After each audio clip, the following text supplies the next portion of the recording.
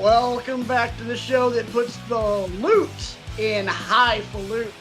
This is Wrestling with Egos, brought to you as always by us, because we have no corporate sponsorship, because we are an independent lean, mean wrestle talking machine. Right, Brian? I like that. That's good. My name is Patrick, joined as always by my boys, the intellectual hero, Brian, and the poster boy for all things AEW, RJ. And man, that show over in that country in the Middle East that we're not talking about, that show sucked. Oh my God. Last week, guys, we talked about, hey, your creative process sucks, change it, not make it worse. We'll talk about that and more. We got so much to talk about. Some new signings and some new appearances in New Japan Pro Wrestling that this guy right here is excited as a mofo about. Somebody's about to get kicked into freaking oblivion. A lot of really, really crappy wrestling from the worldwide leader. And homework. But speaking of homework, guys, we got to start off with last week's homework. Okay, well, hang on. Right. I've never been so excited to turn in homework in my life. We will get there, because trust me, I'm excited too. But 1 hour and 46 minutes of homework. And which I've seen the match before, but damn it, man, it was fun. Before we get into homework, Brian, so let's rehash. Homework, we usually close the show with. Brian obviously wants to lead the show with homework because it was an amazing match. Last week, in his maiden voyage of assigning homework, our boy RJ gave us from Dominion 2018 in the world of New Japan Pro Wrestling for the IWGP World Heavyweight Championship. 2 out of 3 falls, no time limit. The Rainmaker Kazuchika, oh my God, he's bringing out the belt, you SOB. That is a sexy ass belt, by the way. The IWGP title's gold. Continue. Anyway, the reigning defending IWGP Heavyweight Champion of the world, the Rainmaker Kazuchika Okada, takes on the #1 contender, the best bout machine himself, Kenny Omega. Goodbye and good night. Bam.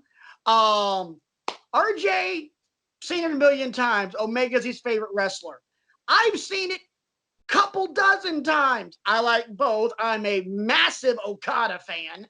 Don't get me wrong. I'm all about me some Kenny Omega too, but given a choice, I'll go with the Rainmaker. Brian's never seen it. Brian, the floor is yours. Ladies and gentlemen of the Wrestling with Egos congregation, I am your intellectual savior of the wrestling masses. I am your boy. Us as a congregation, you better preach, son. I'm getting to it. Wow. I want to let the congregation out there know, all the good brothers and good sisters in Wrestling with Egos land, that your boy has had an epiphany. And that epiphany is centered around the good brother with the hardware over his shoulder giving me his credentials to allow me to finally witness this match. We've been talking about this match, and we've been bandying about this match. And last week I called out Joe from Schenectady, and I didn't want to see his reaction video. I wanted to see the genuine article. And you, good sir, have delivered to me the genuine article. I queued up this match. Gave him the goods, boys and girls. Yes, and I watched this match from start to finish, and I was like, I need me some more New Japan in my life. Yeah, you do. Yeah. It's like that Rihanna song, Where Have You Been All My Life? Because stylistically, this could not be any different, any more different if you tried to make it than the product that I've been consuming all these years. Absolutely. What gets me about this match, and first of all, you want to know what my grade is? It's an A+ all the way. How could it be any? How could it be anything but? Right. Just turn in your card. Right. The thing that kept getting me about this match were the fans. New Japan fans are unlike any other wrestling fans I've ever seen. I didn't see signs, hardly at all. They were sitting in their seats the whole time, but their eyes were glued on the ring. They weren't looking at their phones. They weren't getting up and going to get nachos. They weren't like, excuse me, sir, where is the men's room? They were wanting them some Okada and Omega. What? There were no beach balls. No beach balls either. Everybody's invested. F-bomb. I don't care. Right. But then getting to the match itself, I don't know that much about Omega's in-ring style. I don't know that much about Okada's in-ring style, but this was my introduction. I think those two could have gone for 3 more hours if they wanted to. Because I started thinking at about 45 minutes in, my God, how much more can these guys take? How many more later? Right, how many more high impact moves can you deliver? How many more clotheslines? How many more one-winged angel attempts? How many more kicks to the chin? And all these other things you think that's got to be it. That's got to be a fall, and it wasn't. So big ups to both of those gentlemen on their stamina, number one. And then they did something that any other promotion could probably take a page out of. There was schmaz, but when did the schmaz happen? It happened after the final bell. You had the 2 seconds getting in the ring and checking on their respective people. And then you had the Bucks coming down and congratulating and the confetti, and then you had Cody coming out, but it didn't happen until after the match had taken place. You let the 2 combatants in the main event settle it in the ring.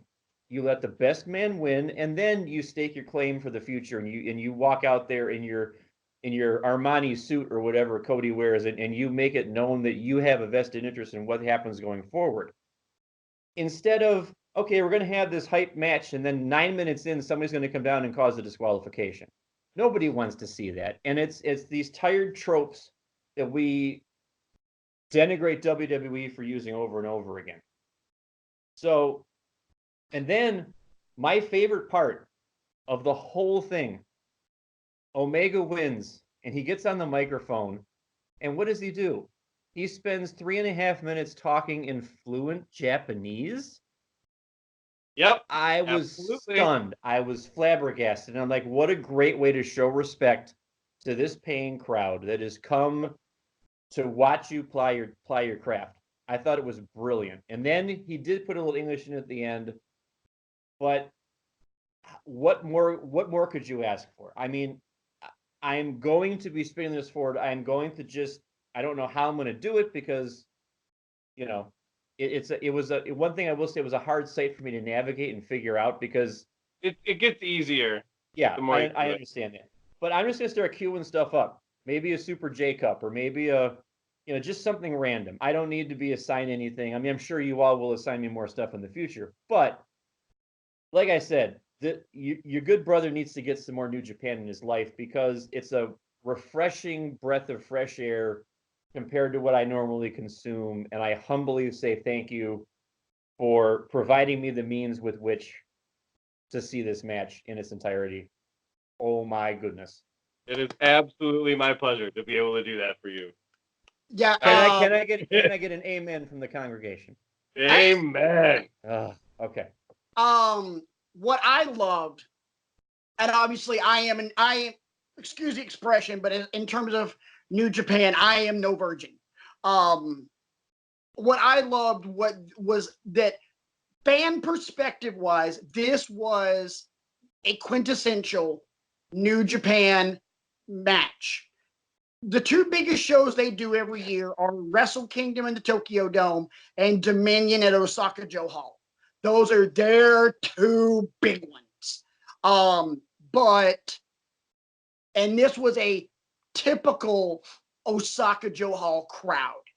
it was very intense, but quietly intense. It was, we're paying attention. We're paying attention. We're paying attention. Whoa! We're paying attention. You know, their reactions are bursts. And then you have your cheers of them chanting the name of their guy, whoever they want to win, whether it be Okada or Tanahashi or Omega or Naito. By the way, Brian, get invested in the name Tetsuo Naito. You will love him. Naito, old Nakamura. Correct me if I'm wrong, RJ, but didn't Ricochet have a pretty decent run in New Japan and had a couple of matches with Will Ospreay? Yeah, those are some of the greatest matches I've ever seen in my life. Mind-blowing stuff. Yeah. All right, you know Ricochet. You know what Ricochet is capable of doing. Will Ospreay is pretty much considered the best junior heavyweight, lightweight, cruiserweight, whatever you want to call it, on the planet. I did see an Ospreay match because I still randomly will check in on the Cultaholic and What Culture guys every once in a while. They had, I don't know if they still do, they had a federation for about a year or two. I forget what it was called, but Ospreay did some stuff with them because I think he is British, is he not? Yes, he is. So he did a few shows for about a 3-month run with those boys before he went off. I think before he went to Japan, as I recall. So I am sort of familiar with what he does, and I know he can go. So he's amazing. Yeah. Oh my God. Well, before we get into anything else, RJ, you're the guy, you're the gatekeeper of all things New Japan for at least us. Not necessarily a homework assignment. You know, hey, barkeep, what do you recommend? Gosh, almost anything. I mean, anything that's got Naito's a great name to mention. And Kenny and Naito from I actually have a list over there that I did for something else. of course, Kenny and Naito from the G1 a couple years ago is absolutely amazing. Kenny and Ishii, Ibushi and Naito just had a match at Dominion on Sunday that was absolutely killer.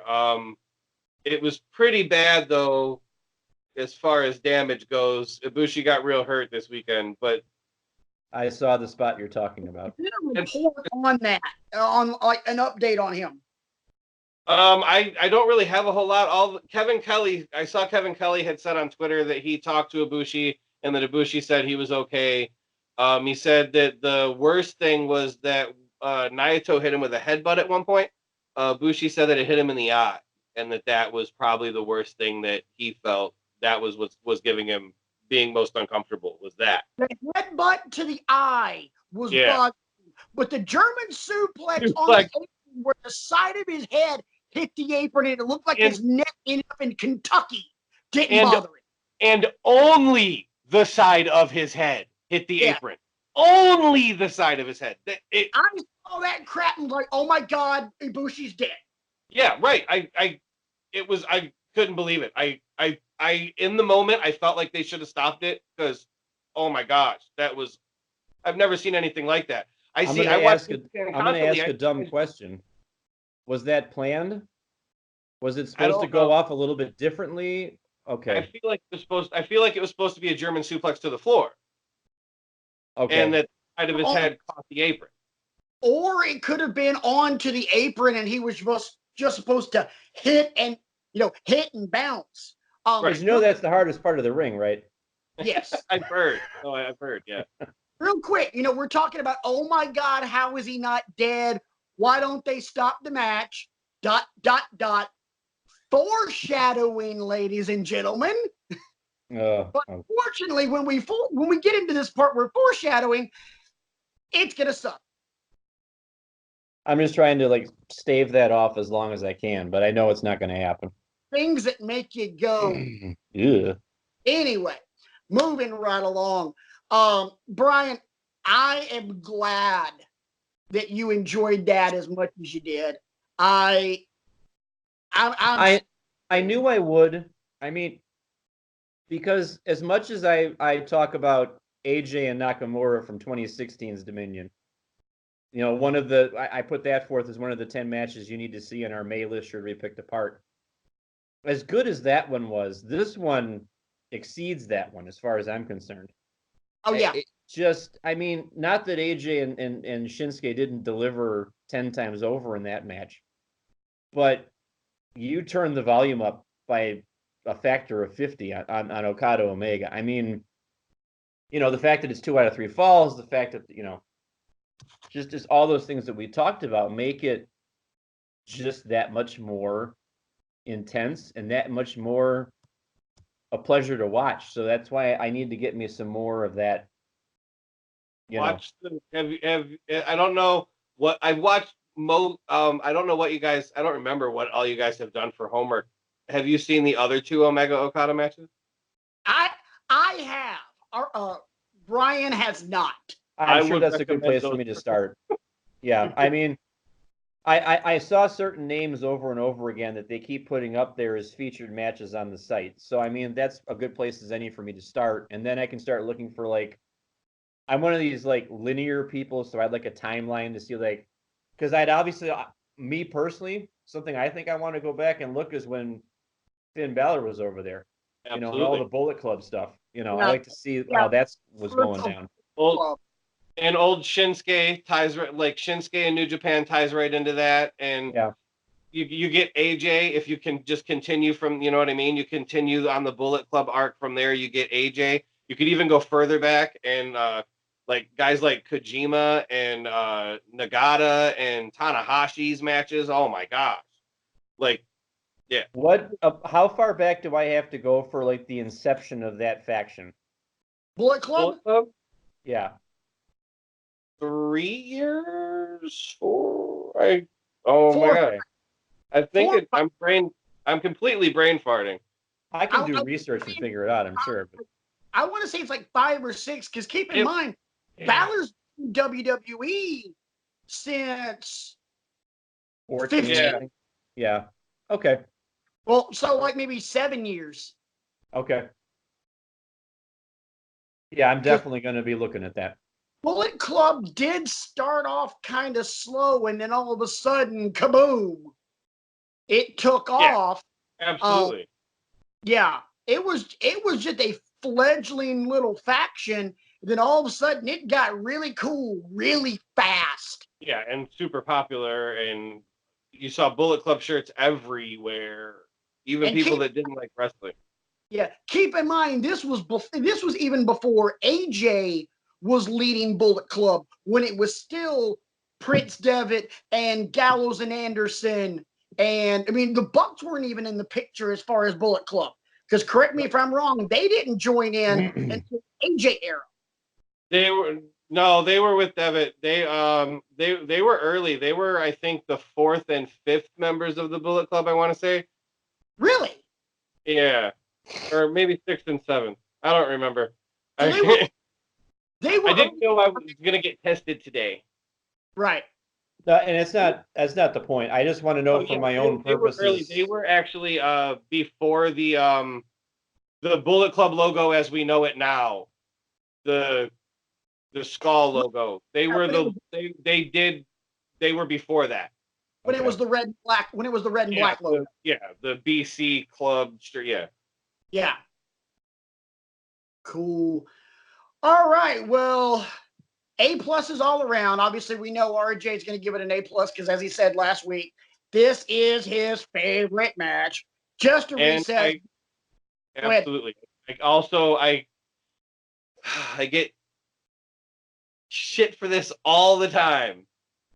I think personally, if you add up all the elements of the match, the crowd factor, the athletes involved, the emotion, both through the Omega Okada storyline and through the Omega Bullet Club storyline, I think that it is the best put together match ever. It's not only my favorite match, I think it is the best match that has ever been wrestled. After watching it again, because truth be told, I forgot to do my homework and I procrastinated. Shocker there. I know, Brian, right? So I watched it earlier today. Watching it again, it was a refresher for me to, and I still don't know if I could say best ever, but it's in the top three. It is up there with Flair, Steamboat, and Shawn Taker from 25. I agree. And I think those are two of the greatest matches of all time as well.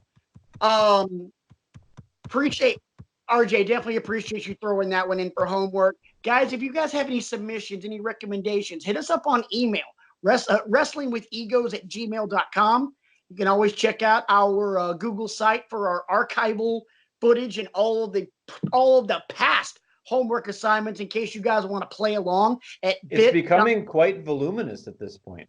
bit.ly/withegos. I'm sorry to cut you off there. You took care of that for me. And of course, you can always hit any of the three of us up on the old Twitter machine. Your boy right here is at rant mode on. RJ is RJE Man with 2 N's. We always have to do that. And of course, you can hit Brian up at bcrigo15. Yeah, man. What's going to be homework for next week, Professor? Well, this is going to surprise you. I feel like I'm going to get some oohs from the crowd when I give you this one. Several weeks back, when we were off the air, we started talking about some theme shows we might want to do during the dog days of summer. You mean like right now?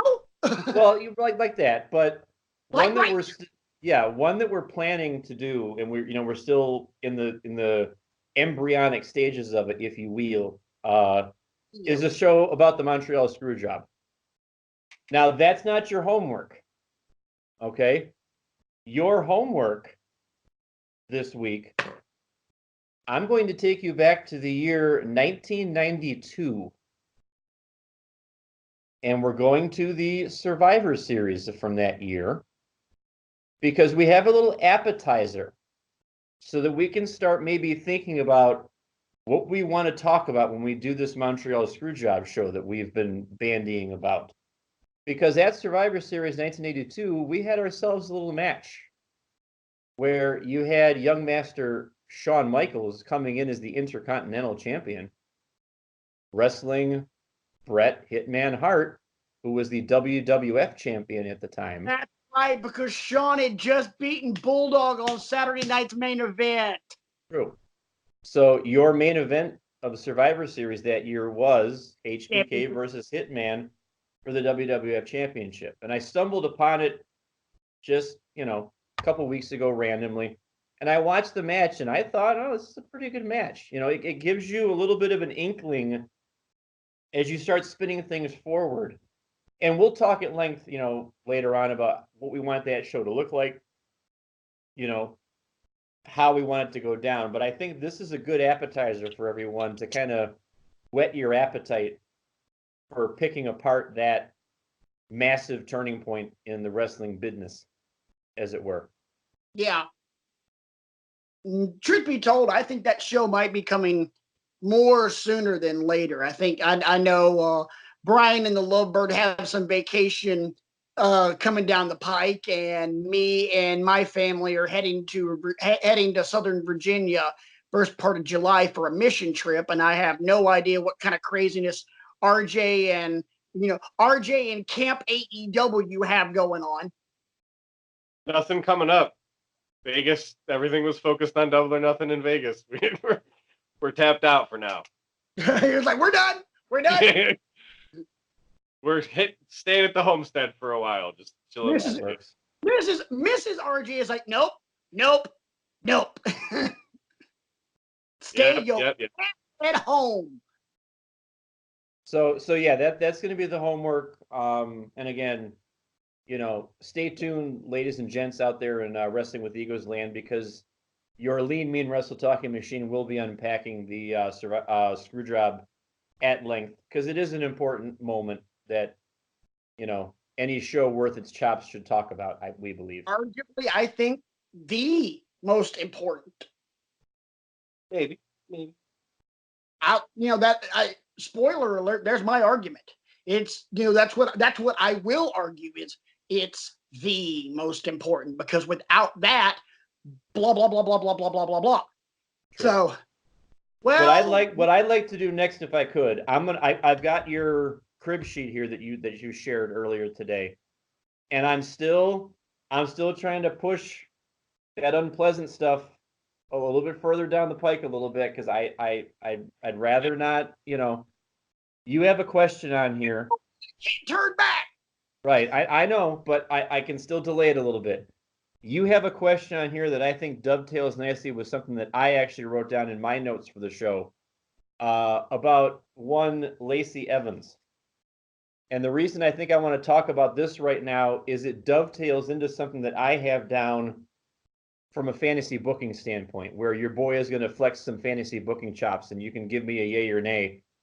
But we'll start with your question. You posed the question, Mr. Swafford, over there in camera 2. Is she ready for the big stage? Because I take you back to Monday Night Raw. She's in an altercation with the man.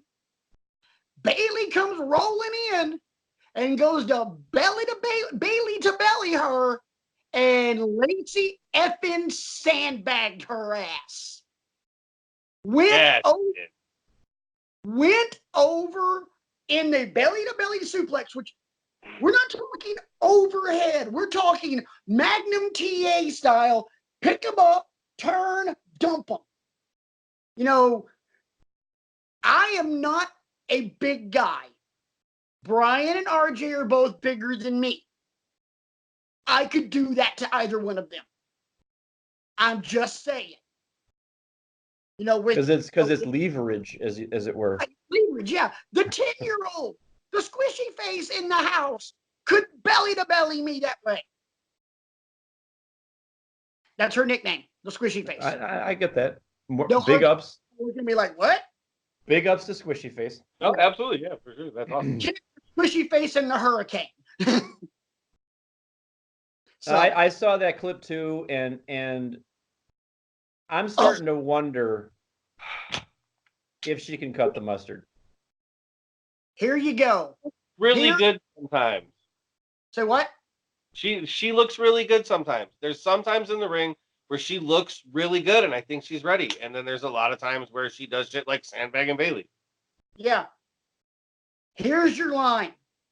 I'm calling it right now. This is my line of the show. She's female Lars Sullivan.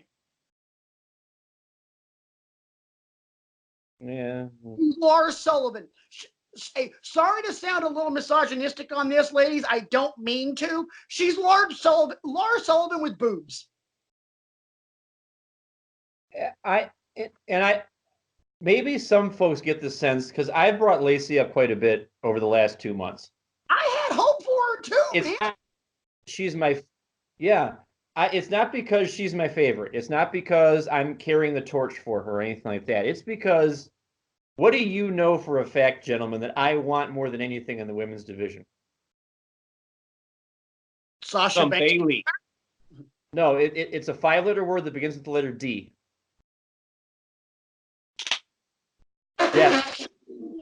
Depth. The word I'm looking for is depth.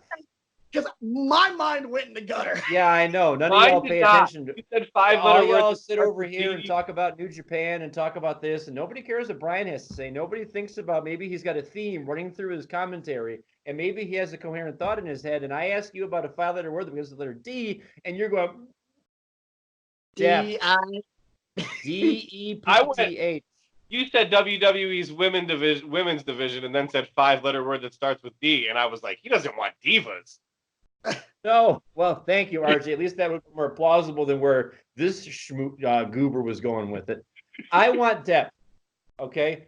There's no reason why it has to be the same 3 women trotted out every time. We had that with Trish Stratus and Lita and Stacy Keibler back in the day. Yeah. Hey, Lita and Trish, Lita, and the third was interchangeable between Jazz, Victoria, whoever else they had to actually go.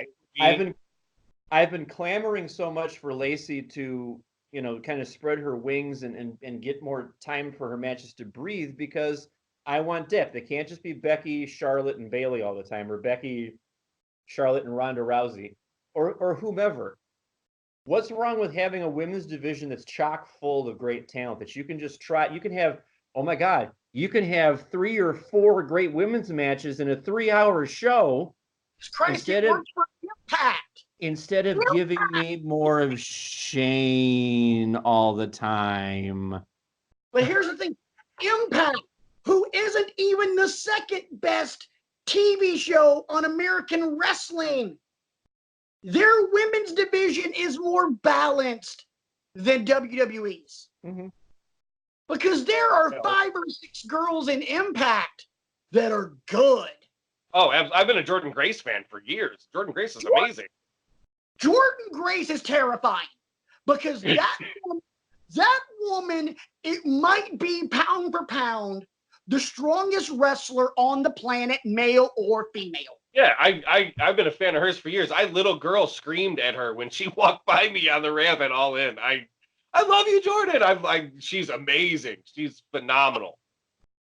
And freakishly strong. And as far as a technical wrestling masterpiece, I'm sorry, but I don't think there's anybody on the planet right now. And I am a huge Kelly Klein fan, but nobody can touch Tessa Blanchard right now. She's right, yeah. Tessa is freaking killing it. And again, this is coming from a huge Kelly Klein mark.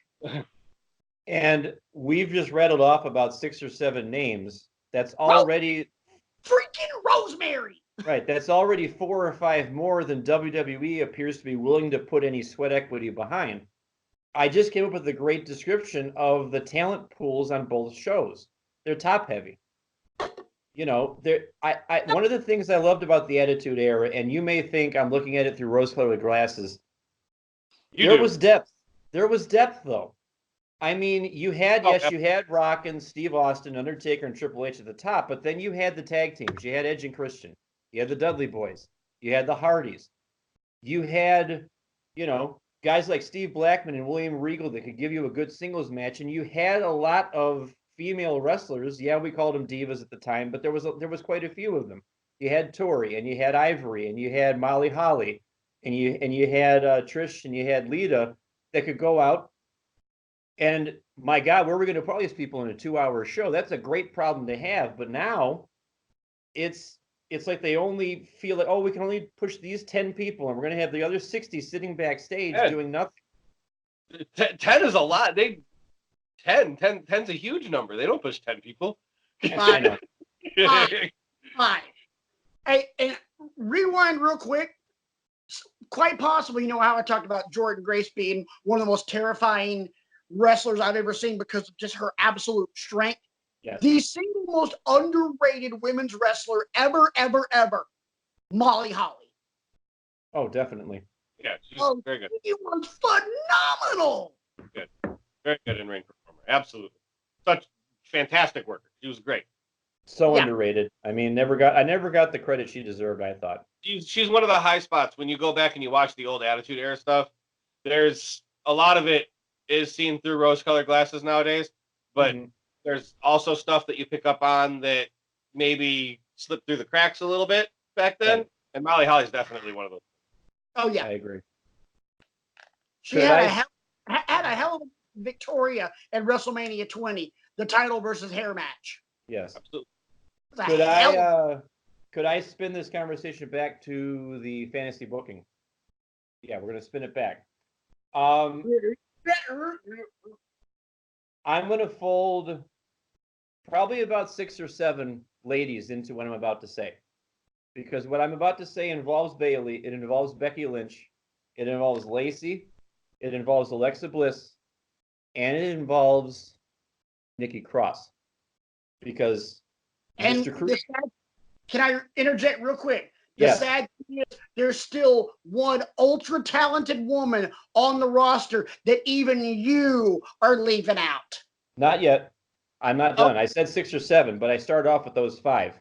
Okay, my bad. I retract. Go. So, at Stomping Grounds coming up, it's going to be Alexa Bliss versus Bayley for the SmackDown Women's Championship. And we're going to have that match. And ostensibly, Nikki Cross is going to be in Alexa's corner. Let's have Nikki screw Alexa somehow, because we've had about a month and a half now this best friends forever thing. And we know that Alexa always turns on people. How about having somebody turn on Alexa for a change? That thrusts Nikki into the title picture, because all of a sudden we realize, okay, Nikki can go in the ring. Nikki's not just shake the ropes and play with Nikki. Nikki can wrestle. We both, all 3 of us know that to be true. Nikki could take her ass to Japan right now and scare the shit out of somebody. Right. So that spins into a one-on-one match between Alexa and Nikki at Extreme Rules, and it can be an Extreme Rules match if you want it to be. You could throw some weapons in there and make it a kendo stick match, or make it whatever you want to do. You can't do that to Alexa. Well, I mean, but something, because it's Extreme Rules, and it's the one day out of the year. You're gonna put Alexa in an Extreme Rules match with Nikki Cross, and you're gonna hand Nikki Cross a freaking kendo stick. That's a good point. Maybe we'll just make it a straight up match then. My girl to die. No, but then Nikki beats Alexa to become the #1 contender for Bayley's championship, and then those 2 can battle out at SummerSlam. I think that would be an interesting match. Absolutely. The 2 of them. And then, going back to Stomping Grounds, let's have Lacey cheat to beat Becky for the Raw Women's Championship. So now Becky's back on the chase again. I know. But you got a heel now with heat. You know, because she cheats to win, and she's had all these underhanded tactics, and she's not very good in the ring and all that stuff. And then you fold Charlotte back into that, because I feel like Charlotte's the one you were talking about that I hadn't mentioned before. You can throw Charlotte back into that, and maybe even have a triple threat by the time SummerSlam comes around. Or are you talking about Sasha? Asuka. Asuka. Who are you talking about? Oh, you're talking about Asuka. Yep. Oh, Ember Moon. Oh my goodness. I'm sorry, Ember Moon. I humbly apologize. But that's... Sorry, I couldn't think of anything else except to just like cover my face because of the mask. Good. That's good. That's good. But that's what I think could happen. I because again, I want depth in this division, and there's too many people that are being forgotten about. Is Charlotte taking time off right now? Maybe. I did read somewhere that I know that her and Andrade are an item. Yes. And Andrade's mother passed away. Something about death in the family. Passed away, yes. Yes. So maybe it was for that, but we haven't seen Charlotte in a couple of weeks. She's going to come back eventually. You can't marginalize her and forget about her, but you spin her into maybe a triple threat or something. Hey, but you know who else is become an afterthought? And for all that they've been on TV, might as well be on vacation. The Iconics. Your reigning women's tag team champions. They're beating jobbers every week, which doesn't really say much. So we're gonna... Okay, I'm not bashing this at all. It's gonna come off as that, and I don't mean it. We're gonna finally embrace women's empowerment in WWE. We're going to embrace it. We're going to do what we should have done 15 friggin' years ago. And we're going to put the tag titles on Bayley and Sasha. And then Sasha's going to get butthurt about something. She's going to decide that she wants to sit on her ass. Good riddance, you friggin' crybaby. And now we're going to put the titles on the Iconics. And once they have the titles, we're going to do as much with them as we're doing with Cedric Alexander on SmackDown. I don't understand it. Change it. And here's what this all comes back to. The bottom line is that they're sitting there in whatever arena they're in a production meeting, and they're writing all this stuff down, and somebody is saying, that's a good idea. That's a good idea. We'll do the same 4 guys as last week. That's a good idea. That's good shit, pal. And you also have a question on here. What is it going to take for them? I mean, we could say stop watching it, but we know that's not going to happen. I mean, I can't not watch it at this point. Everybody could stop watching it, but because Fox is giving them $1 billion and the Kingdom of freaking Saudi Arabia is giving them $1 billion or maybe even more, the wheel's gonna keep on turning even if there's nobody in the freaking arena. The empty arena match was fun the one time they did it, or the 2 times they've done it, but then again, it was also the creative process of one Dwayne "The Rock" Johnson, who, smart guy, and one Mick Foley, one of the greatest minds in the history of this business. Yeah, I don't have an answer for that question. I mean, it's me just turning on the TV every week and hoping against hope that we see something we can cling on to. And so far, all they're giving me is the Firefly Funhouse skits. Yep. And then maybe, you know, every so often, you know, you'll see a shocking revelation or some of that from somebody, but it's just, you know, it's not much to talk about. Last week, and I can't remember which one of you guys said it. You mentioned you mentioned seeing on Twitter somebody that posted, "This is how I watch Raw," and they were fast forwarding through it. That was me. Okay, I couldn't remember. Would you like to see literally live to tape here on Wrestling with Egos how I watch Monday Night Raw now? Absolutely. Come on. Ooh, he has props. Yes, I have props. That's awesome. Second prop of the show. Ooh, he has the Walgreens app. That's okay. Okay. I pull up WWE Network. I watch the highlights. Yeah. I literally watch the highlights in bed. And you're all caught up. After my alarm goes off, before I get my ass out of bed to get ready for work. 15 minutes. The majority of that is spent watching Firefly Funhouse 2 or 3 times. I'm not watching it. I'm watching NXT. I'm not watching anything else. I now have RJ's account and password. I'm going to start mooching the hell out of that thing until RJ says, "Hey, cheap bastard, get your own." I'll never say that. Enjoy all the New Japan you want. I love you. You're my boy. You're my boy, Blue. You're my boy, Blue. You're my boy, Blue. And you know what? No, I won't even say that. I won't even say you're my boy, Blue, because I see what he's wearing, and my condolences. Oh, that's sorry. My condolences. All I'm going to say, I didn't have a dog in the hunt. All I'm going to say, worst freaking thing ever is seeing the Stanley Cup skated on road ice with a team that wins it to win it on the road. It sucks. It's anticlimactic, and everybody, none of the fans that are there give a rat's ass because their boys didn't win it. So it made it a little better and a little easier to watch the Blues skate with the cup, because I love hockey and I love the Stanley Cup.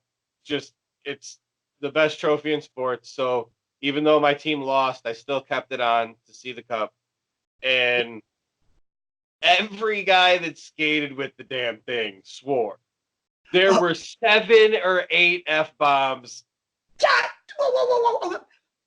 This is coming from a guy who has experience on TV and radio with a live mic, and my camera guy is telling me, whatever you do, for the love of God, do not swear.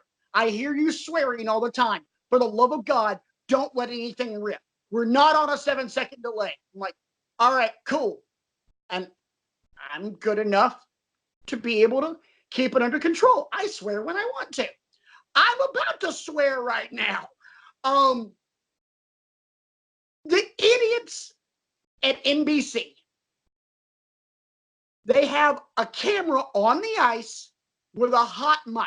With the A hot mic, ladies and gentlemen, means that there is no damn 7-second delay. So RJ's right. Everybody, when they skate with the cup, they're all swearing. And I don't know who it was. I think it was the guy that won the Conn Smythe. I don't know his name. Ryan O'Reilly. So, I'm sorry. Here we go. F-bomb warning coming in 3, 2, 1. Yeah! Mwah! Greatest day of my life! And I am upstairs watching it on my phone going, what the hell? Where the hell's a 7-second delay? There is a 7-second delay on Dancing with the Stars. You can't get a 7-second delay on this? I'm glad they didn't. It made it easier for me to watch it. Wow. It was freaking awesome. But I'm just like, oh, for the love of God, you idiots. What kind of dumbass?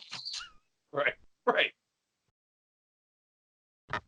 I just saw something else you have down here. Que pasa, And I must have skipped over it when I was. This can't. No. You've got a note here that says the rumor has it for the SmackDown. No. No. No, anything but that. Okay. Sorry, Brian, we're getting the ugly shit out of the way and then we're gonna have fun. Let's get the shorter one out of the way first. There's a disproportionate amount of ugly stuff going on this week, sir. And I would like to write my congressman to figure out what I did to deserve this. We're wrestling fans, and Vincent Kennedy McMahon is still alive. Sorry. Goldberg and the Undertaker. We had quite possibly the greatest match of all time for our homework assignment, and this might have been the worst ever. And there's been some shitty matches in the world of professional wrestling. Oh my God. You ask what it's going to take for Vince to come to this realization. Maybe if they keep trotting crap out like this. Now I haven't watched, and then somebody I died haven't watching the match. Okay. Well, You know how we were talking about that foreshadowing? How? Oh my God! How is Kota Ibushi not dead? How is Mark Calloway? How is the Undertaker not dead after Goldberg? Here's another F-bomb. I'm sorry. Dump that jackhammer.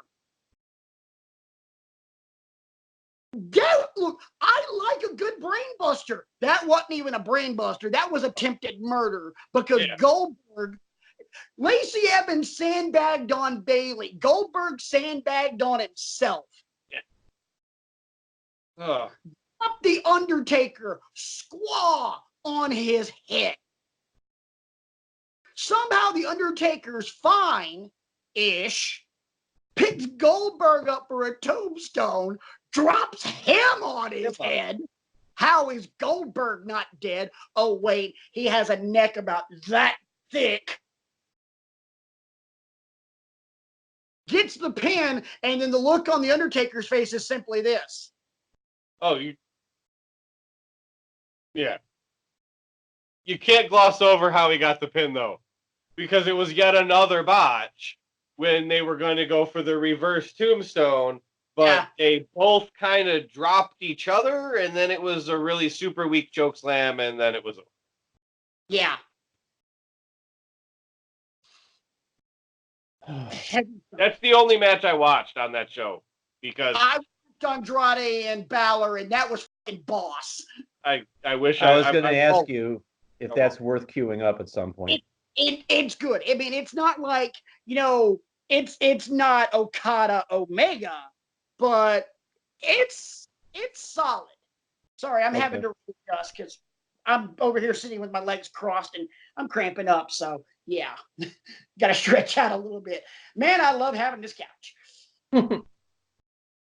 But the whole thing was hot garbage. And I hate the Saudi show for the simple fact that the crowd's dead. Why? Yeah. Because the entire royal family on the floor and they don't give two craps. And they visibly don't care. Right. WWE doesn't even try to hide it. Like they go to ultra lengths to get super fans who go to every show WWE puts out. WWE goes to amazing lengths to make sure those guys are never seen on camera and make sure that the camera doesn't shoot them. And we don't ever want them on camera. But the entire Saudi royal family walking around on the floor, not caring about anything that's happening in the ring, can just be on the screen the whole time. You can't. We can't get the Brock Lesnar guy who has been to like 75 straight pay-per-views. We will never put him on camera. Right.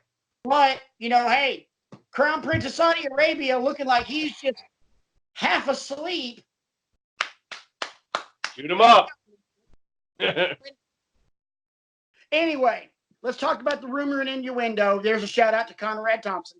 The rumor and innuendo going on right now is that the heat is so strong with Shane McMahon that he very well may be the guy to take the title off of Kofi Kingston. I pose to you, gentlemen, this simple question. If this happens, will this be what it takes for you to change the freaking channel?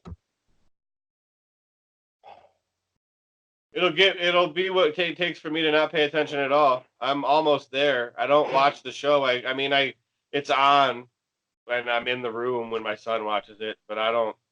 I look at the you mentioned the way that you watch Raw. The way that I watch Raw is the WWE posts a 3 or 4 minute video of the top 10 things that happen on Raw on Facebook, and when I come across it, I watch it.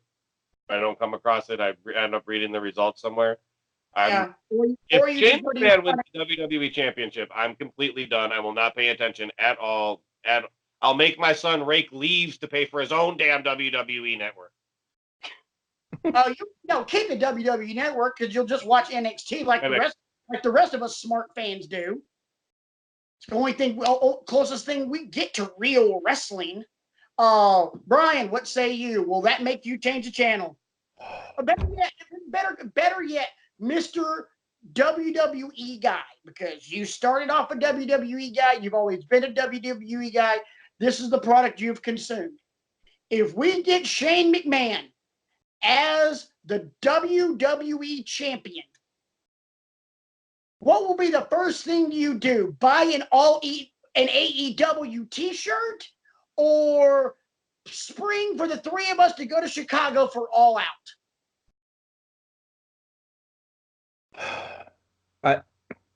I don't know. A thought just occurred to me. A thought just occurred to me. And I'm not saying that this makes everything okay. If I take you gentlemen back to the year 1999, didn't one Vincent Kennedy McMahon have a cup of coffee with the WWE Championship? Yep. Yeah. Maybe in his mind he thinks 20 years later, let's have Shano have the belt for a couple weeks. What's the difference? Works for me. It's you know, shit. I will say this. I don't know that it's enough to get me to stop watching. But if that is, it better be just a brief, better be Lesnar coming down and cashing in on Shane or something. Yeah. I mean, it doesn't. What's the point? Yeah, Shane has heat, but you're not using that heat to build anybody up. You're not using that heat to, create a new star. You're just using it to change your top heel, allegedly. Right, and Drew McIntyre is his lackey. Yeah. Drew McIntyre could kill Shane McMahon with his bare hands. In 5 seconds, if it takes that long. Yeah. Like, Unless, let's say it is Kofi and Shane at SummerSlam. Oh, jeez. But let's say I'm trying to just look at me like grasping in the dark for positives here. Let's say that McIntyre's his second in that match or something like that, and McIntyre quote unquote screws up, and Shane starts barking at him or something like that. Shane still wins the belt, but now he's got McIntyre coming after him, a little heel on heel. That would be that. First off, WWE is not smart enough to do heel on heel. They'd have to turn McIntyre face, and you can't turn Drew McIntyre face and keep his edge. Drew McIntyre has to be a heel. They have a guy who has the look of an absolute nightmare, and he's Shane McMahon's coffee boy. Ooh, look at this. WWE is posting a job application for creative. I'm for that right now, and I'm going to start writing some stuff that makes more sense. I think McIntyre coming after Shane to take the belt off of him is about the only thing that could rescue this. Number one, how are you going to do Kofi like that? Number two, what is the argument for Shane as getting all this TV time? Do you just not have faith in other people? It must be that you don't think they can cut it. No, I don't think there is. And for the record, if this is the route we go, AEW T-shirt time. Is it, and when's Tuesday Night Dynamite? Fyter Fest is already streaming live on Bleacher Report for free. Yeah, I saw that. AEW. Company for the fans, baby. That's what I'm talking about. I'm literally this close to just going, I keep the WWE Network for the old shit and NXT. Did you guys see the match that was announced for All Out today? I did not. What? Omega versus Moxley. Omega versus Moxley. Yeah. But before we get to that, and before we get into our little bar talk discussion, one more thing I wanted to talk about. Let's get back into the world of Japan and have a little fun and a positive conversation before we start to wrap this thing up. You promise? What? Do you promise? I promise. That it's a positive because... Yes. It's positive, but a little scary. Okay. See who signed with New Japan. Do tell. He's back.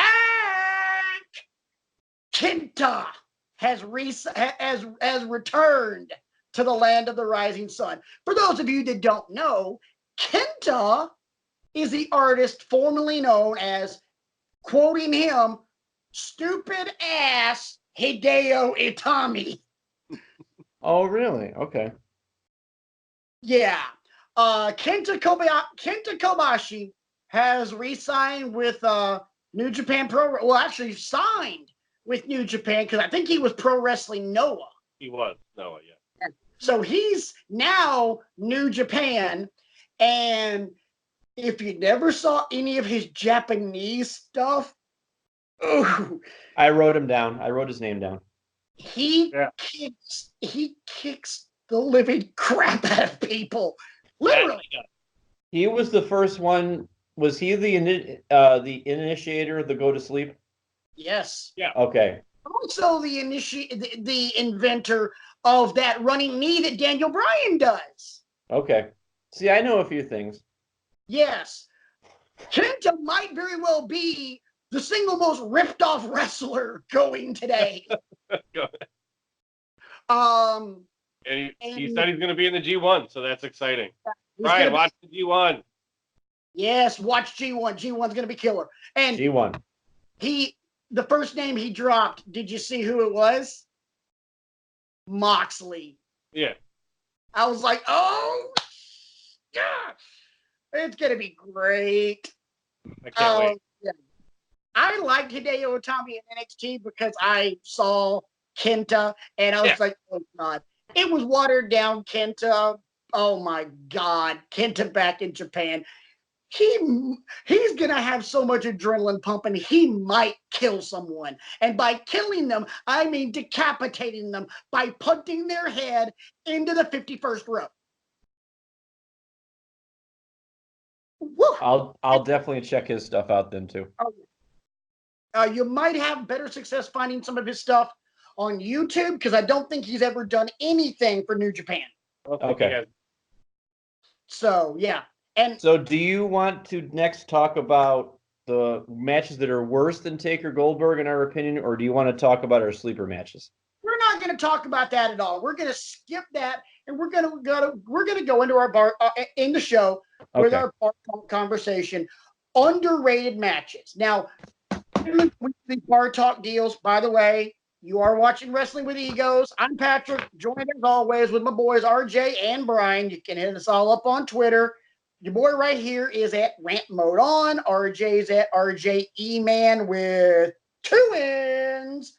And you can hit Brian up on Brian up on Twitter at bcrego15. Yeah, man. Email the show with egos@gmail.com.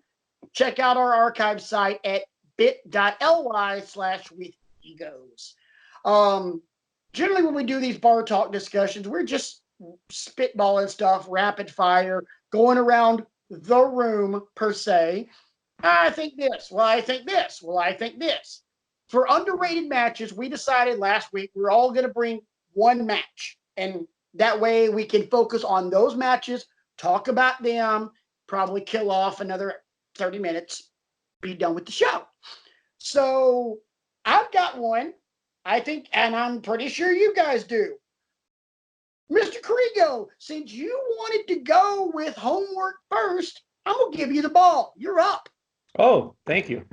I actually have 3 matches, but I'll lead off with the one that I think is going to get the best reaction out of the 3. And I'm going to take you back to the year 2004. Okay. Backlash from 2004. Okay. This is a Intercontinental Championship match with hardcore rules between Cactus Jack and Randy Orton. In my opinion, this is the match that turned Randy Orton in my mind. Because up until this point, he's just been kind of coasting along on his look and his charisma. Well, a little bit of charisma here and there. And he's been with Evolution, but this was the match where it finally opened my eyes to this guy can take a pounding. Yeah. And he can give out a pounding too. I watched it again the other night just to remind myself of all the little nuances and stuff like that. The promo that Mick Foley cuts before this match. For my money, Mick delivers some of the best promos because it's like an onion. You're peeling back so many layers to this promo. It works on several different levels. It works on the surface. Yes, it's going to be a hardcore match, and I'm going to kick your butt. But then he starts talking about the psychology of it in his mind and his eyes and things like that. And, just one hell of a match, I thought. I love the match. Mick Foley goes on record saying that it's his favorite match of all time that he's ever had. And I'm with you on that, on Randy Orton as well. This was what put Randy Orton on the road to becoming the youngest world heavyweight champion ever. To me, before this, he was just a pretty boy that ripped off a diamond cutter, and he was okay. Had a really good drop kick. He ripped off the diamond cutter. His diamond cutter looked crappy. And he had the benefit of being buddied up with Nate and Triple H. Cool. Then he went toe to toe with Cactus Jack and had a great hardcore match, and then went for the RKO and landed on those thumbtacks. Take my hat off to you, sir. That was Those painful. damn thumbtacks. I know, it's cringy. I don't know. You ask me all the time, what would it take for me to take some chops from Walter? I don't know if there's a price that you could name that would make me take a bump on thumbtacks. Okay, here we go. For a question for both of you. Shirtless, 5 chops from Walter, or dropping off the second rope the second turnbuckle onto thumbtacks. Thumbtack. Don't even have to think about it. Get Walter the hell away from me. I don't know. Thumbtacks for me as well. First off, again, I'm smaller than both of those guys. Walter would put his fist, well, his hand through my scrawny ass chest. Yeah, but go out the other side probably. Oh, no, my heart and my lungs would be, 3 blocks away, bruh. When you say 5 versus 1 bump on the tax, I'd probably take the 1 bump on the tax. Now that you think about it, because it would be instantaneously and then it'd be over, well, until they pick all the thumbtacks out of me. Yeah, right. They're taking all the damn thumbtacks out of your ass. Right. Oh, found another one. Oh, there's another one. Why is there one in your scrotum? We're not going to go there, sir. Things happen. What can I say? It's wrestling. It's wrestling. So that would be my submission, and I have 2 more that I can go to if you want me to, but that would be the one that I would lead off with. Yeah, we'll go around the table, and if we got time, I'm sure between me and RJ, if we only brought one, we can BS some more together. Okay. I wrote down 3. I didn't write any down, but I have plenty in my head. It was really only 2. I wrote down 3, but there were 2 that I was really going to go with. And one of them is in WWE and one of them is out of WWE. I'll follow Brian's lead and I'll go with the one that's in WWE first. I think that the TLC match for the WWE Championship between Edge and John Cena at Unforgiven 2006 is one of the most underrated matches of all time. We actually had that as homework probably about 3 or 4 weeks before you joined up with us. I remember, I saw. Brian gave me that one, and I was like, I forgot how good this was. God. Yeah, I think most people do. It was amazing. Yeah, high spots, drama, crowd was hot. Edge's hometown. I mean, God, it's the whole situation was building up to be a match that I remember it as something that I didn't think the 2 guys could live up to, because you got Edge in a TLC match and then it's Cena and the rivalry was so hot and it was going to be in Toronto, and you know what I mean? It's just, I didn't think they could ever live up to it, and they exceeded everything I thought they could do. Yes. Agreed. And again, kind of like how Brian brought in Randy Orton to the conversation with his last match, and the match that he brought up with Cactus being kind of the gateway for Orton to bigger and better things. Edge was already a WWE champion before this. Edge went from WWE champion to soon to be Hall of Famer with that match. I agree. Brian, I think that match solidified him as a Hall of Famer, and I also think his Hell in a Cell match with the Undertaker at SummerSlam, whatever year that was, because he took a pounding in that match too. Yeah.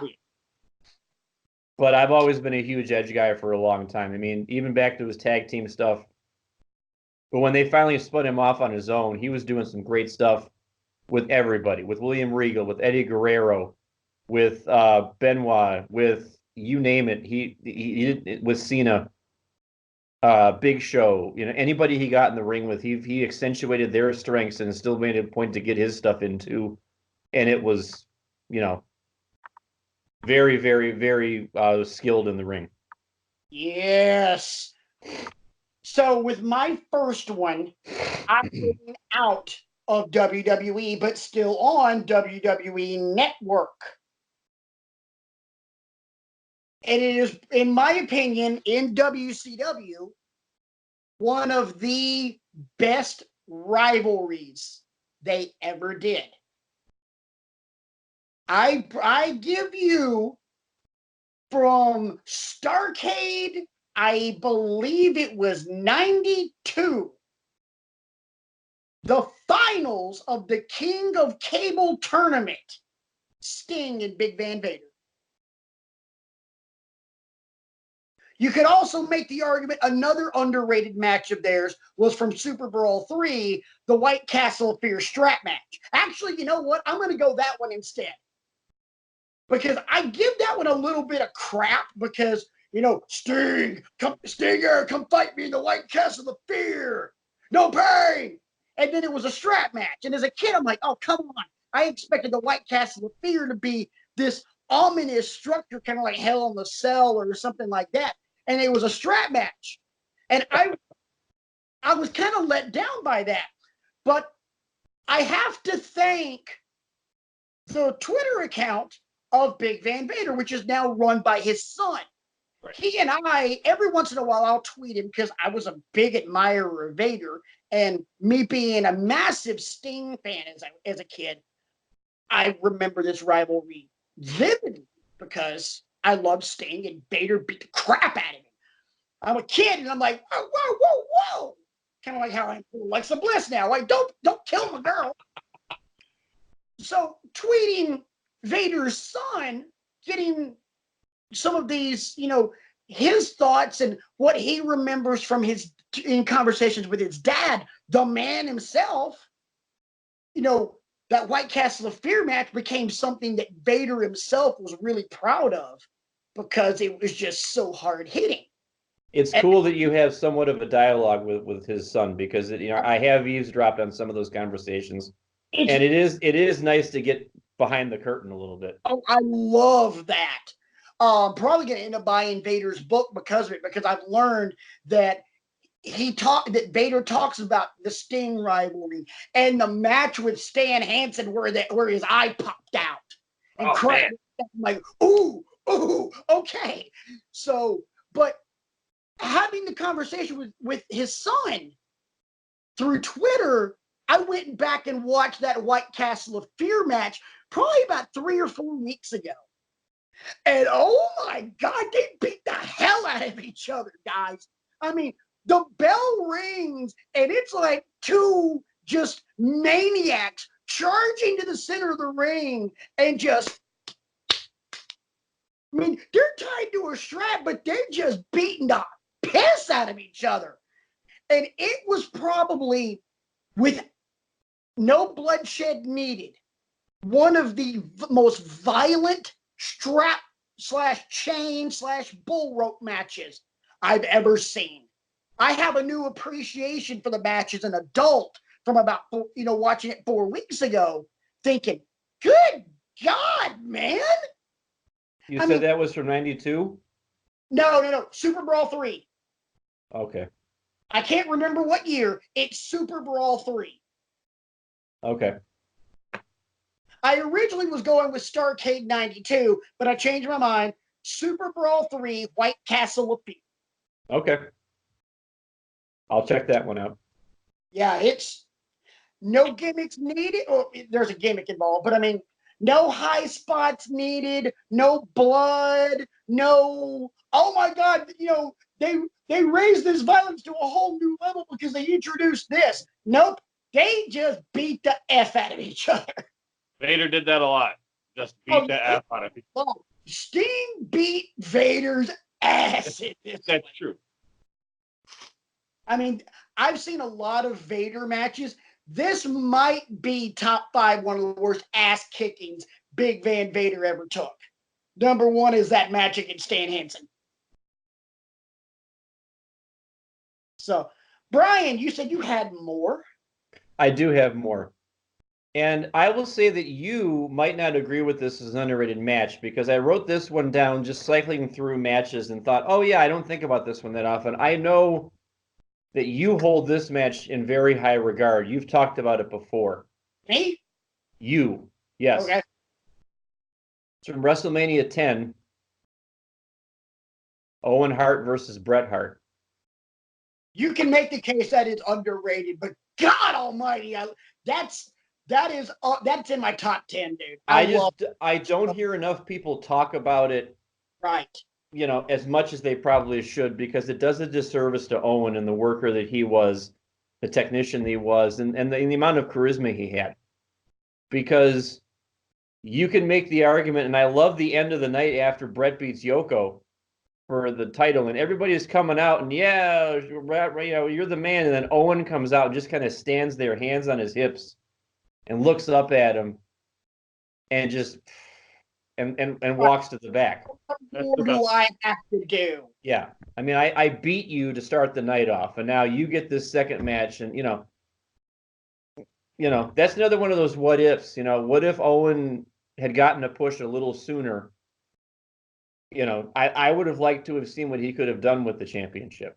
Oh my God. I would have loved to have seen Owen take it from Brett and you that rivalry. Oh my God, it could have been so good. Like parlay him winning King of the Ring and becoming the King of Hearts. Parlay that into him winning the championship. Which is absolutely what should have happened. Should have happened. But he will always be a two-time Slammy Award winner. So that's good. Absolutely. And we talked about underrated wrestlers in one of our other bar talk conversations. I still maintain with a straight face, I'm not trying to be sarcastic about this. Bret Hart wasn't even the best wrestler in his family. It was Bret couldn't touch Owen. Owen is in my, and we also, no, it wasn't underrated wrestlers. It was wrestlers that never won the big one that should have. Owen's on the top of my list. Owen should have been multiple time WWE champion. Absolutely. RJ, you got another one. I do. Surprise, surprise. It's got Kenny Omega in it. How many times are you going to mention him, dude? Just kidding. So from March of 2018, New Japan did a show in Long Beach called Strong Style Evolved.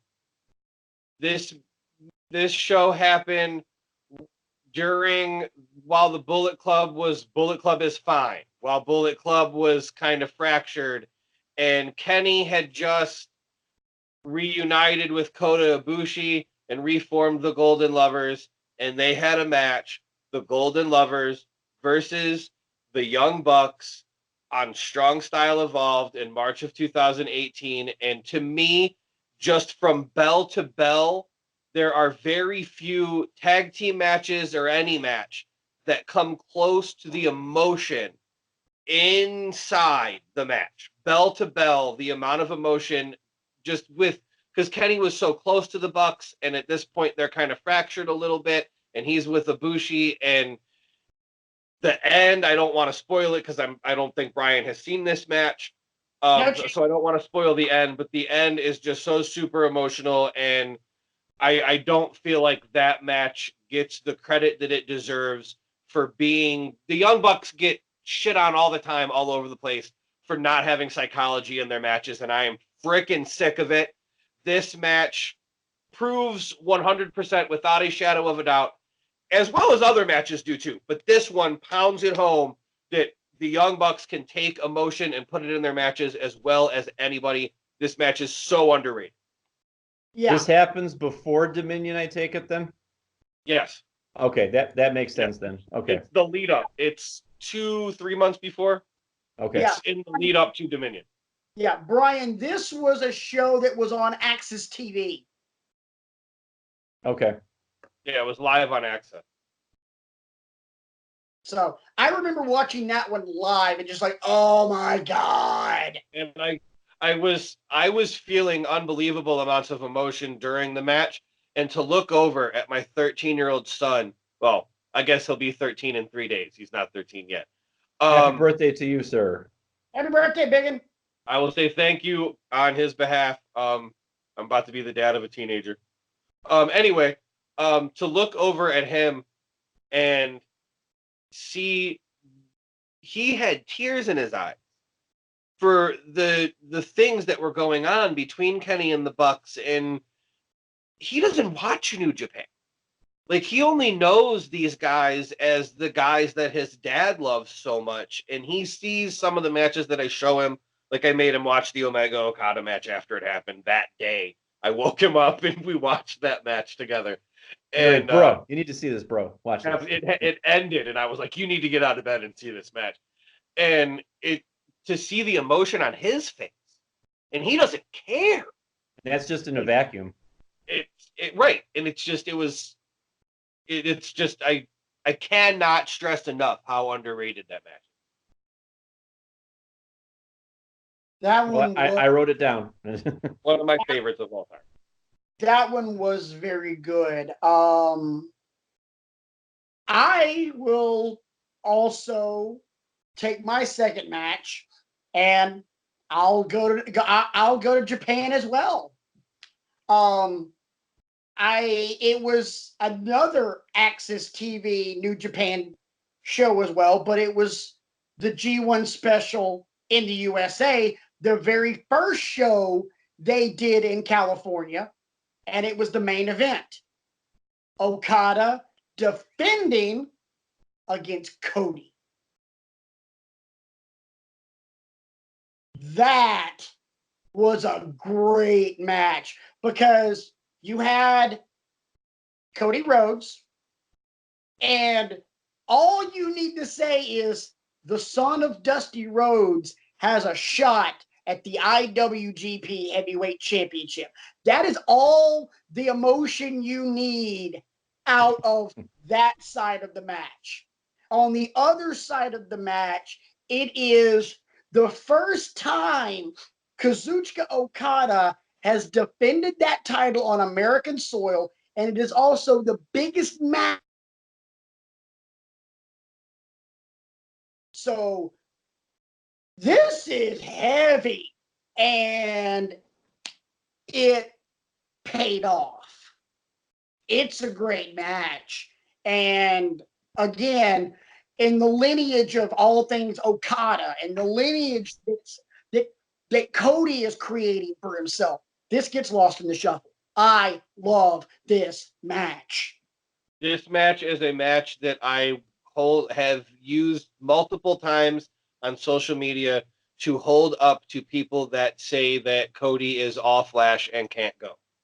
Bull crap! There are so many people that say that Cody is just all flash and he's a name and he's just a former WWE guy. And to all those people, I say, you obviously have not seen the G1 special match with Cody and Okada, because Cody can frickin' go. And he just did it again. What year? Last year? 16? 17? Okay. I think it's 17. Sure, it's 17. Yeah, it was 17 because I was in the apartment. Okay. Yeah, it was 17. I was in the apartment. I was in the apartment and had my head on straight, so it was 17. Okay. I can say that, and Brian knows exactly what I'm talking about. No explanation necessary. No explanation needed from Brian. Yeah, you got any more? I have one more. So do I. I have this match because of the circumstances surrounding it, and because of the fact that with virtually zero build, these two gentlemen got in the ring and rescued a pay-per-view, in my opinion. I think I know what you're going to say. Exactly where you're going. I think I do too. And it's beautiful. Yeah. And it doesn't get talked about because it's been lost in the shuffle, and we're gonna throw that up because we're talking 2017's TLC, and I'll give you guys the backstory for the uninitiated. Around this time, a mononucleosis scare had swept over a lot of the roster, and it meant some guys had to stay home and be in quarantine, for lack of a better word, and they couldn't travel. And out of the wreckage of that mononucleosis scare, we got ourselves a little contest between AJ Styles and Finn Balor. Not just Finn Balor, the demon Finn Balor. Because it was supposed to be Bray Wyatt as Sister Abigail versus the demon. Let's also not forget Roman Reigns was caught up in this Storm, and Right. we ended up getting Kurt Angle as a member of the Shield for one night, which was bad as hell.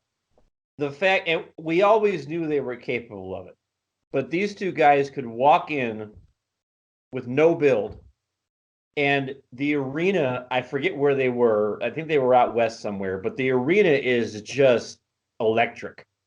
Right. Like we're getting AJ and Finn, and they're going to go. And this match, I think it lasts about 16 or 17 minutes, and it's just heart pounding. Yeah. And I say that because I love both guys. However, this match could exist in a vacuum because of the, because of the smoothness of their moves, and they got all this stuff in, and there was plenty of false finishes. You thought, oh, it's going to go this way. No, it's going to go that way. So big ups to these gentlemen for rescuing a pay-per-view. I agree, absolutely. I'll throw up the Too Sweet as well. That match was unfreaking believable. And to just back up how much you say it is underrated. My son actually, this is so weird that you bring up this match today.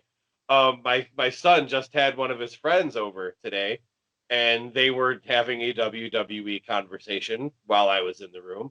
And he said, I have a dream match for you that I think would be super awesome. AJ Styles and Finn Balor. And I kind of chuckled a little bit and informed him that match happened This at TLC. This is the place where dreams come true. And he said, what? And so the next time he's at our house, we'll probably have a viewing session of me showing them that match. And we need a full report when that happens. All right. Absolutely. A full report. Absolutely. RJ, if you don't mind, I would like to go next. I'll let you close it out. Yeah, go ahead. I gave you a Japanese one. I gave you an outside of WWE one. I give you one under the WWE umbrella, but it is not main roster. It is the early stages of NXT. You'll have to find it. You'll have to find the date. I cannot remember it. RJ thinks I think RJ. Are you about to say the last match on my list? Wow. It's what? Is it 2 out of 3 falls? No. Then it is not. So yeah. Do you know where I'm going now, though? Probably. Sami Zayn and Cesaro, 2 out of 3 falls. Holy crap! That match blew my mind. Yes. To me, I enjoyed NXT. Because, Brian knows this. RJ, you might know this. My friend Guillermo, who is now working in social media for Top Rank Boxing, was a student at Full Sail and interned at NXT. Did it for 2 years. He was a part of Arrival. When, they have that big cast photo that you see. Yeah. Guillermo's in the bottom left. That's awesome. Yes, he was there. And he had been yelling at me, Pat, you gotta watch NXT, man. This is some really good stuff. I think you'll really love it. I tried it out. And I want to say 2 out of 3 falls. No, the 2 out of 3 falls was the second match that they had in this rivalry. The final match was the one at Arrival, which was just a 1 fall match. The 2 out of 3 falls match was just absolutely over the top amazing. And that was the first match I remember seeing from NXT. And I remember tweeting out to NXT, to Cesaro, to Sami Zayn, and to WWE. I have enjoyed something to the effect of, up until now, I have enjoyed NXT. It's been fun.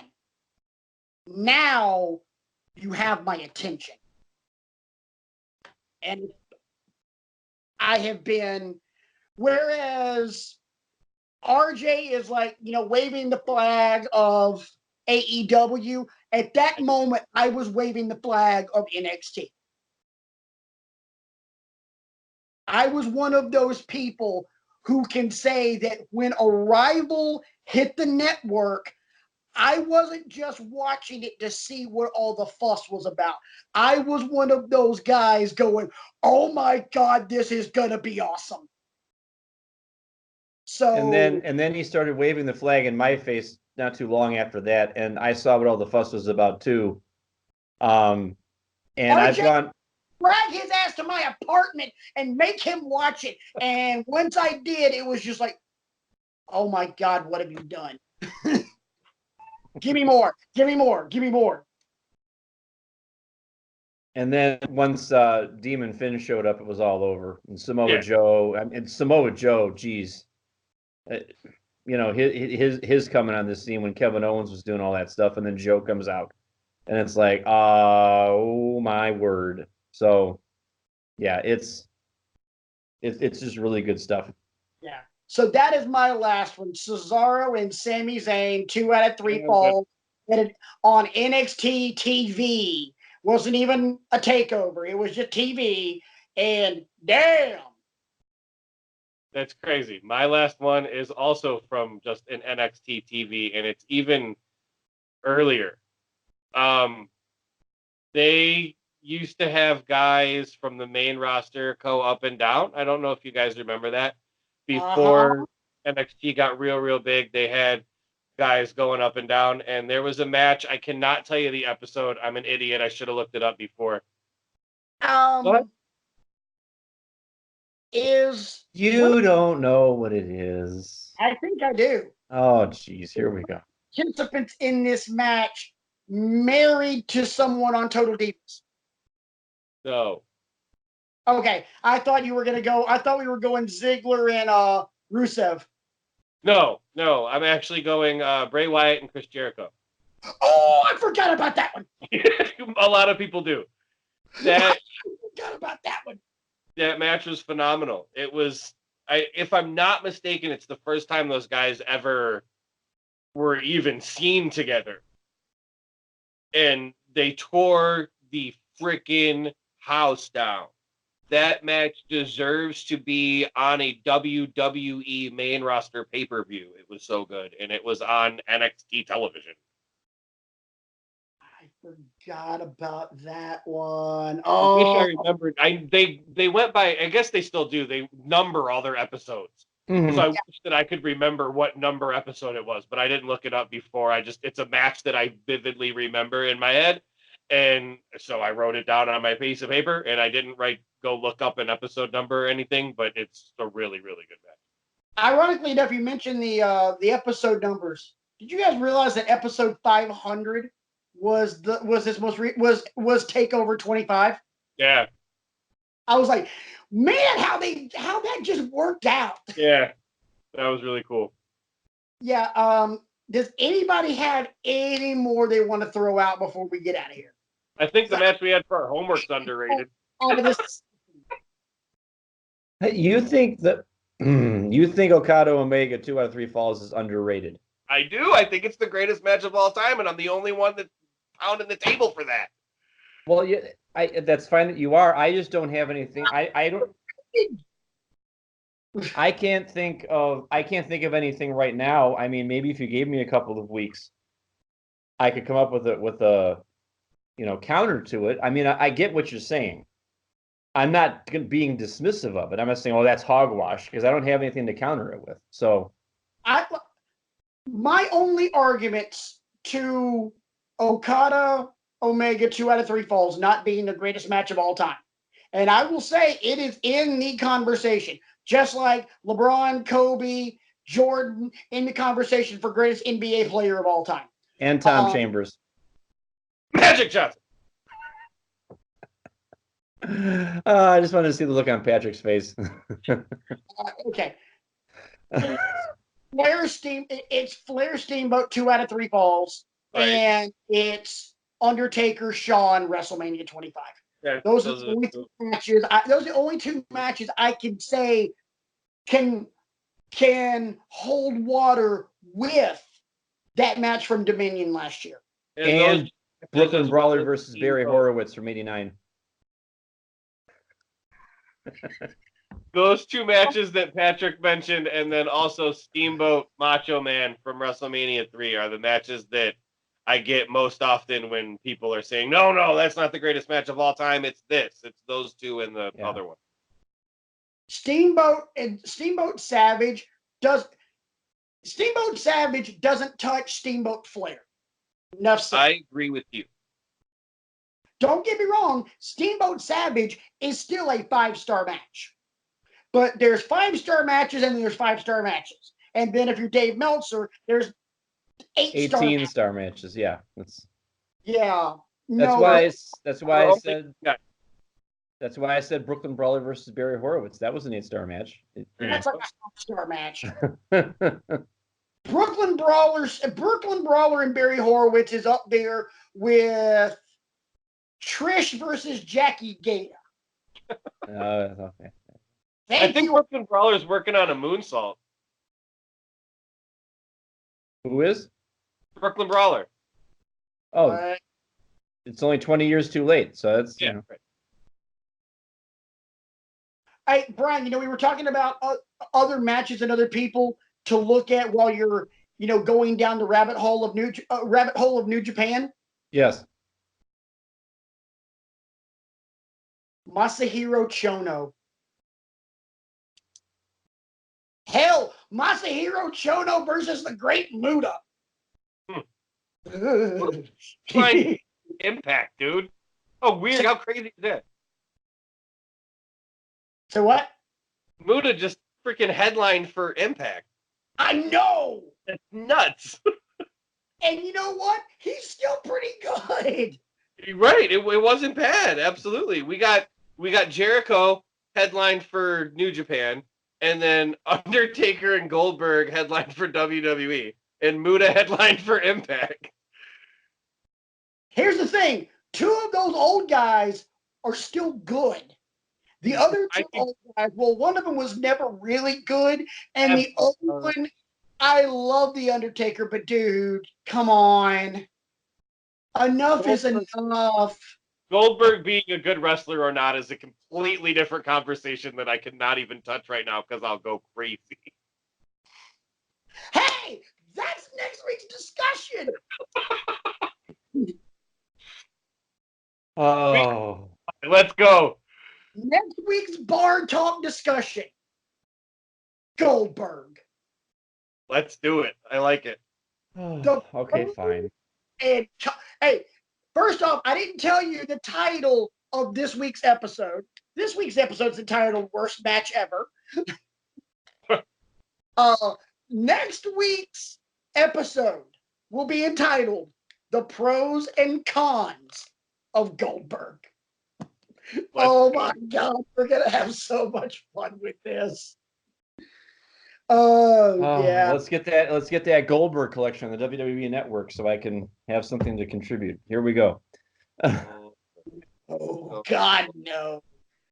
Oh. Gentlemen, as always, hell of a show. I love talking wrestling with you guys each and every week, and I hope you guys have enjoyed the insanity of us 3 dumbasses just ripping on stuff. Brian, you got something? No, I wouldn't characterize myself as a dumbass, but that's fine. Well, Brian, it's all about environment, and when you, being the intellectual, are surrounded by dumbasses, which right now you are, because RJ, you would consider yourself, a bit of a dumbass, right? Sometimes, yes, absolutely. Yeah, me too. I'm a smart guy, but I'm a dumbass as well. All dumbasses. So when you surround yourself with dumbasses, you therefore become a dumbass. Hey, I don't want to hear any crap from you. I've seen you play golf. You're a dumbass. That's fine. I love you, man. I love that. Football teams don't know, though. I love this shit, and I may move to England. I may or may not have watched Major League 2 yesterday. Shut up, Dorn. Okay, well, when you start quoting that movie, I know that means it's time to tie a bow on it. Yeah, right. It's 11:30, and I'm kind of loopy right now. I'm tired, and I want to go home. So with that, we'll simply say goodbye and good night. Bye. With all seriousness, appreciate you guys watching this episode 14 of Wrestling with Egos. I'm Patrick, along with my buddies Brian and RJ. There's our Twitter IDs below each and every one of us. And here comes the email address right above us, wrestlingwithegos@gmail.com. And here comes their archive site. RJ's looking for it, but it's imaginary, RJ. You can't see it, but the people watching us can, because they're voyeurs and they're creepy and all that stuff. Yes, I just called you all voyeurs. Deal with it. I promise I haven't been drinking. Man, I'm getting gray. God. Thought you were wrapping it up. Yeah, I'm wrapping it up. I'm really tired. Holy crap. For all of us affiliated with the show, yeah, I'm starting to get nonsensical, so we're getting the hell out of here. This has been Wrestling Egos. We'll see you guys next week, and until then, that's our story, and we're sticking to it.